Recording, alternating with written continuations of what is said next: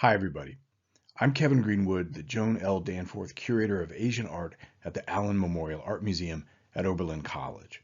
In this brief video, I'd like to introduce you to a recent addition to the Allen collection. It is the Goddess Shield, a fascinating and beautiful work of art made in northern India around 1850 to 1860. But before we look at it in detail, let me tell you a little bit about how the shield came to Oberlin. When I started at the Allen in 2014, I immediately noticed this impressive sword in the collection, made in northern India in the mid to late 19th century. With a curved blade and a minimal handguard, it is a sword somewhat like a saber, its blade designed more for cutting than for thrusting. This specific type of sword, wider toward the tip to give added force to cuts, was called a tega, a variation on the talwar, which was a sword popular for centuries throughout South Asia, the region that today includes India, Pakistan, Afghanistan, Bangladesh, and Sri Lanka. This particular sword, however, can lead us to a much larger topic, the complex mixing of the cultures of South Asia with those of Central Asia. Starting in the 13th century, armies from Central Asia began to invade northern India, conquering and ruling in a succession of dynasties. The most successful were the Mughals, who ruled more or less from the 16th to the 19th centuries. The Mughal rulers were Muslim and had close ties to another Muslim-majority empire, the Safavids in Persia, today's Iran. Persian was the court language of the Mughals, and Persian art and culture were revered at the Mughal court. Equally influential, however, were the Hindu Rajput kingdoms of northern India, with whom the Mughals had close political and cultural ties. This mixing is reflected in the tega. The curved blade, for example, originated in Central Asia, but the handle, or hilt, had a design unique to India. It has a distinctive round disc at the bottom and was designed to fit the hand tightly for a secure grip. Furthermore, the Indian-style hilt and knuckle bow protecting the fingers are decorated using a Persian technique called koftgari, in which steel is inlaid with gold or silver. However, also note that the hilt provides only limited protection for the hand. In fact, such swords were most often used with shields. This mid-18th century painting from the Allen's collection shows how the sword and shield were used to signify the status of the figures, here in portraiture made for the rulers of the Rajput kingdoms. You can see the shields slung around their necks and swords in scabbards at their hips. So as a curator, I knew that getting a shield for our collection to join the tega would help to tell a more complete story of what scholars call the material culture of the period, meaning the use and significance of objects to the people that make or use them. After a few years of looking, I found one. Ranjit Singh is an art dealer based in the UK who specializes in arms and armor from Asia, and who had actually helped me to identify our sword specifically as a tega. When I later saw the Goddess Shield in his catalog, I knew it was a perfect match for our sword. The Goddess Shield is a type of shield known as a dal, and is a small to medium-sized shield gripped in the hand.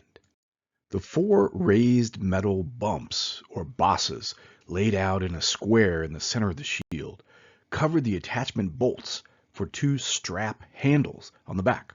But these bosses could also act as catch points to control an opponent's weapon. Dal could be made of metal, rhinoceros hide, or metal covered with leather as seen here, but beautifully painted shields like this one were intended for ceremonial use and not for the battlefield. Like the tega, this type of shield was introduced from Persia and Central Asia. But in another nod to cultural synthesis, this example is beautifully painted with images of Indian Hindu goddesses. Goddesses are central to the diverse religious traditions of South Asia, collectively known as Hinduism. One of their many roles is as a manifestation of Shakti, the cosmic force of creation and destruction, here represented by 9 goddesses in their warrior forms. For example, this is Durga, who was created from the protective powers of all the Hindu gods, and is a major goddess in India in her own right. Her multiple arms represent her many powers. She rides a tiger and carries a sword in her upper right hand and a shield in her upper left, very much like the goddess shield, gripped by the inner straps. She also holds a bell and a severed head. 7 of the goddesses are part of a group known as the Matrikas, or divine mothers, who are the feminine aspects, also called Shakti, of important Hindu gods. Although some of them are usually portrayed in fierce, sometimes terrifying forms, here they are all serene and beautiful, their protective power symbolized by the weapons they carry. There is an almost rhythmic symmetry as you move around the shield. Each of the goddesses rides on a mount, each holds a sword, and 6 of them hold shields like the doll upon which they are painted. One mysterious goddess is not yet identified and may have been a personal deity or Ishta Devi of the owner. Although the metal backing of the shield may be older, the painted leather covering was made in the 1850s, probably for a Rajput nobleman from Udaipur in the state of Mewar, at the time an ally of the British. At the center of the shield is the sun god, Surya. Many of the Rajput rulers claimed descent from this god, and his image was used as an emblem of the royal court of Mewar. This suggests that the shield may have been made for a royal patron.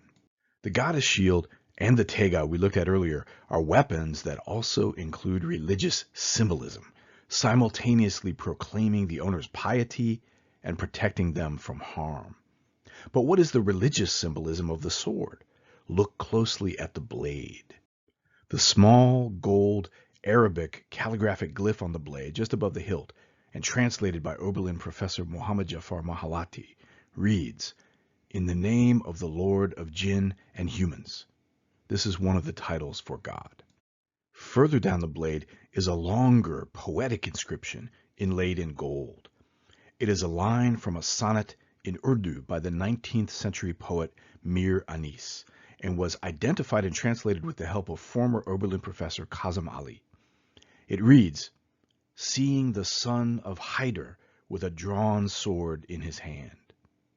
The text refers to Hussein, the grandson of the Prophet Muhammad, who is revered in Shia Islam as the 3rd Imam, or leader of Islam after Muhammad. So both the tega and the goddess shield represent a blending of Persian and Central Asian traditions with those of India. We have seen a type of sword blade from Central Asia with an Indian hilt, a hilt decorated by Indian craftsmen who had mastered the Persian koftgari technique, as well as inlaying in the blade Arabic and Urdu inscriptions in gold. We have seen a shield type originally from Central Asia, but covered with the protective images of Hindu goddesses. The harmonious synthesis of Central Asian and Persian traditions with those of India seen in these works also resulted on a much grander scale in the Taj Mahal, one of the world's most beautiful and recognized buildings. We look forward to welcoming you to the Allen Memorial Art Museum at Oberlin College and hope you can see these fascinating and magnificent works in person soon and develop a deeper appreciation and understanding for the accomplishments of 19th century South Asian artists and artisans working in a complex, multicultural place and time.